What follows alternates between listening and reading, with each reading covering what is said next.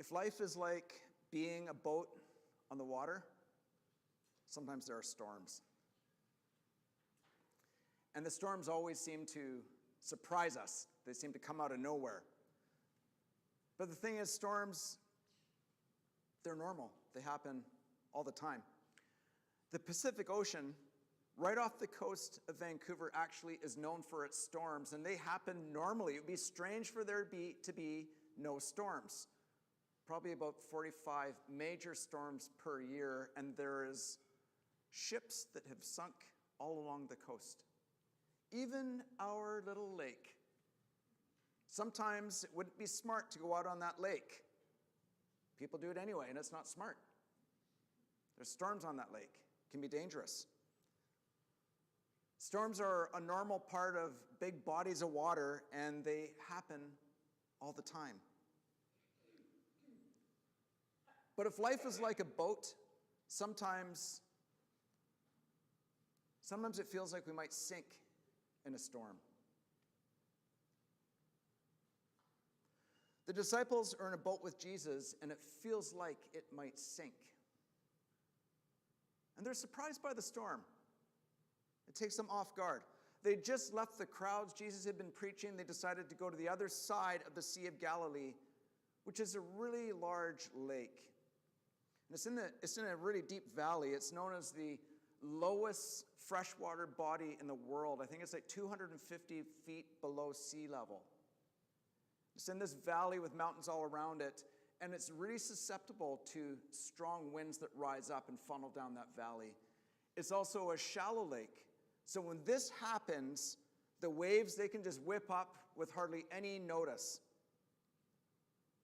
This happened to them, and they're surprised by the storm. It's a huge storm. They're in this boat, this fishing boat, probably about 25 feet long. And I want you to remember, these disciples aren't landlubbers. These are fishermen. They know the water. They've been on the water all their lives. They know what they're doing, and they are terrified. The waves are hitting this boat. They must be at least 10 feet high to be swamping this boat, because it's a boat designed for open water. And meanwhile, Jesus is in the back, and he's having a nap. He's fast asleep, head on a pillow, like away in a manger somehow. How's he doing that? Jesus is sleeping through the storm. How do you even do that? With water splashing in and the boat being swamped. I'm sure he must be soaked, but nevertheless, Jesus is sleeping during the storm. Recently, I was on a flight back to Kelowna, and there was this passenger that didn't seem to want to wake up. We had landed, and most people are standing before they should. This guy's still sleeping. He loved the plane so much. He's sleeping. Everyone's standing. It's getting kind of awkward because he's still sleeping. The flight attendant, she comes to him and says, "Sir," just gently, and he's just, nothing. She taps him, nothing. And then she shakes him. I'm like, that should do it. Nothing. She grabs both shoulders and shakes him like this, "Sir, sir, sir." And he finally wakes up. True story. He loved that plane. She had to shake him to wake him. Time to get off the plane. So they tried to wake up Jesus. They had to shake him to wake him. When awake, they say, "Teacher, don't you care that we're going to drown?" On the one hand, I get the question. On the other hand, it's an odd question. Why not, "Hey, Son of God, can you do something about this weather pattern that's moving in?" But the question is, don't you care that we're going to drown? Jesus is sleeping in the storm, and to the disciples, it seems like he doesn't care. When we have storms in life, I think we ask the same thing. Jesus, don't you care? It's a normal thing to do for us when we're in storms, I think. And if Jesus is creator and Lord and all-powerful, and why doesn't he just do something? Why doesn't he just make it go away? I had a friend, he was married and had 3 kids, and he was a great guy, lived a healthy life. And he was diagnosed with cancer, terminal cancer. And it didn't seem right, it didn't seem fair. He was too healthy, too young. It seemed unjust. That was a storm for him and his family that they had to go through. We all prayed for him. Lots of people prayed for him. People came over and anointed him with oil. People came over and claimed healing on him. People came over and said, if you have faith, you will be healed. About a year after he was diagnosed, he died. We all face storms, and storms are things that they put us in turmoil, and they seem to come out of nowhere, and we're always surprised by them. Unlike Jesus, when we have storms, we often have trouble sleeping, like Dan. Storms on that cruise ship. Storms make it hard to sleep. There you are. You're not at the piano anymore. I just think you're always there.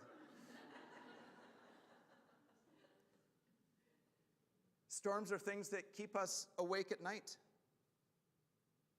Storms are relationships that feel awkward and broken. Storms are jobs that don't turn out the way we wanted them to. Storms are being wounded by or wounding someone. Storms are maybe just the burden of everyday life that seems like too much. In those storms, we want Jesus to be present, not sleeping. We ask the same thing. Jesus, don't you care? Jesus, there's a storm. How can you be sleeping at a time like this? He doesn't answer their question, but he does wake up.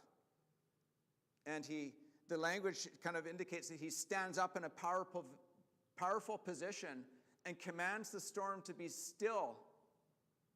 Silence, he says, be still. This is what happens.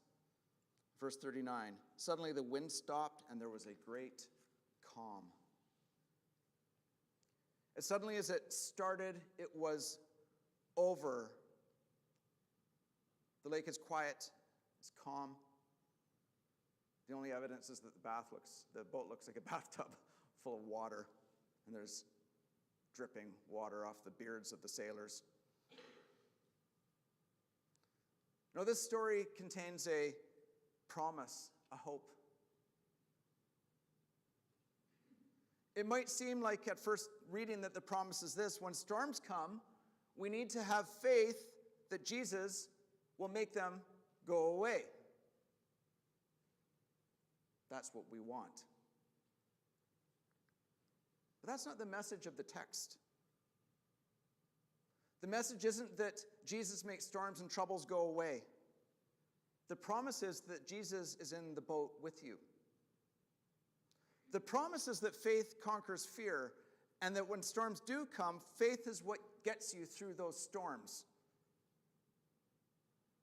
All of Mark chapter 4 leads up to this story. It concludes with this story. The whole chapter is about revealing who Jesus is, his identity. It's showing who they are invited to have faith in. There's 4 parables that come before this story that lead up to this big reveal. He's the seed that is planted. He's the lamp that needs not to be covered. He's what is being revealed and some cannot hear or see. The promise is that faith conquers fear and that Jesus is in the boat with us. In the stillness and quiet after the storm, the disciples hear Jesus' voice. He doesn't answer their question like this is a habit with his, right? He doesn't really answer a question. He asks the question instead. Why are you afraid? Do you still have no faith? In other words, you think the boat is going to sink with me on it while I'm going about my Father's business? You think the boat is going to sink when the one who created the heavens and the earth and the sea is on it? You think this is how I'm going to die?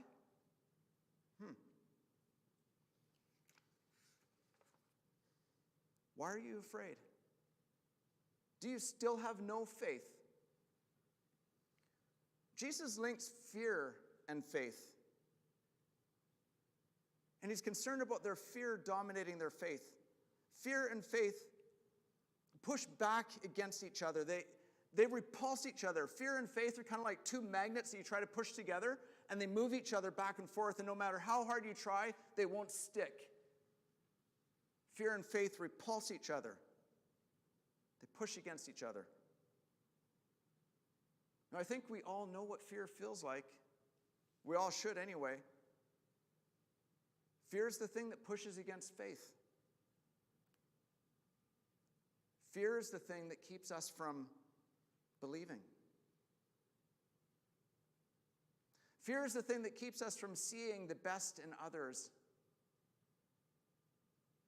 Fear is the thing that keeps us from bringing the best out in ourselves. Fear is the thing that keeps us from flourishing.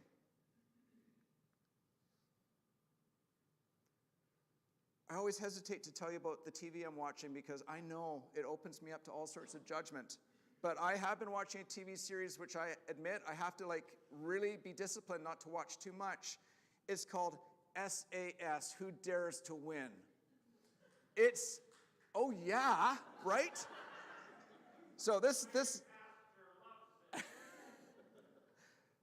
is like special forces, right? SAS is special forces. So normal people are going through this special forces training, doing all the stuff that they do in special forces training.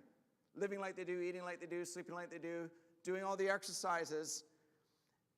And they're free to quit at any time.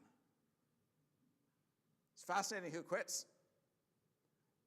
The instructor notes that it's not about being the strongest or the fastest or the smartest. It's about who's willing to face the fears in their lives. The ones who are willing to face their fears with courage, those are the ones that do well. He says this, fear is the biggest thing that holds people back.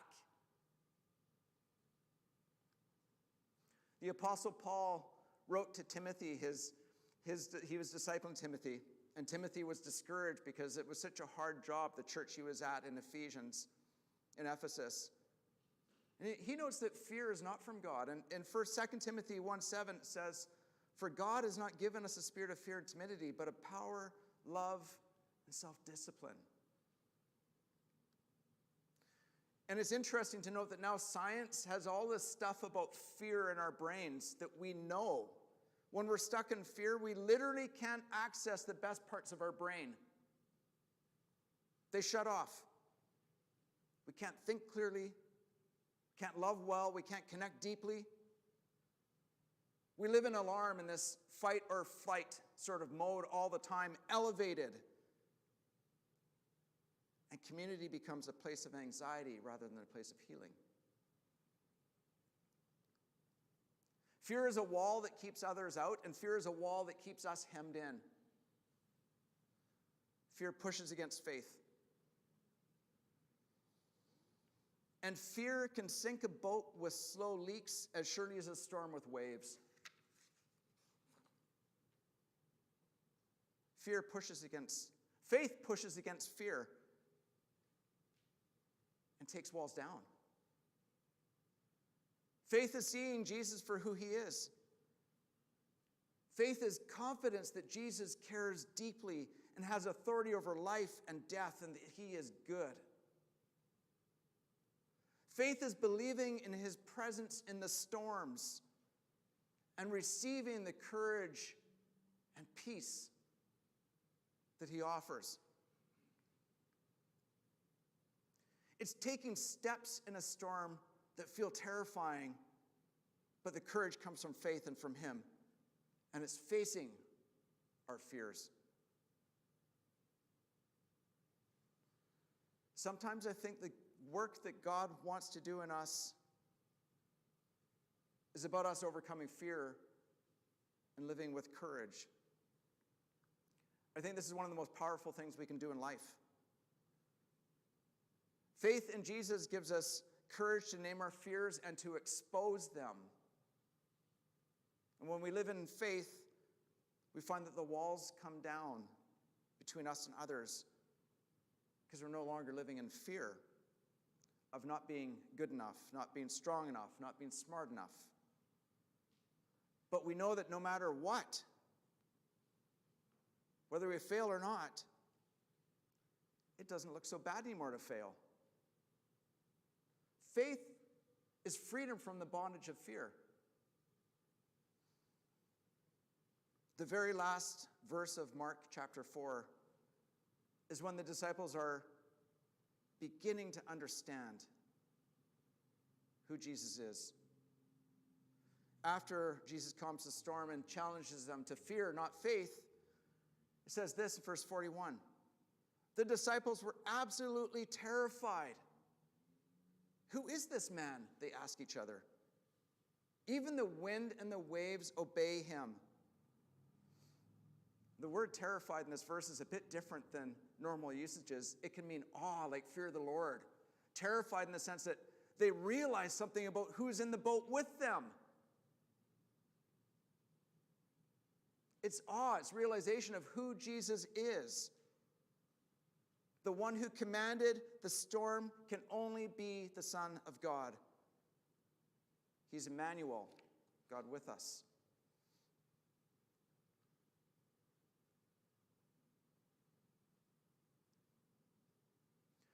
Life is like being a boat on the water. And it is normal for there to be storms. Absolutely normal. And I wonder if maybe it feels like your boat is sinking slowly or even quickly. Jesus wants his disciples to understand something. Fear will sink a boat with slow leaks as surely as a big wave will. And it keeps us from flourishing with God and others. It's the thing that pushes strongly against faith. Faith pushes against fear and invites us to live with courage by facing things that keep us from living a life full of connection with God and others. This is what we learn from this passage. Faith won't calm the storms, but it will keep the boat afloat. There will always be storms, but faith is knowing that Jesus is in the boat with us. Let's pray.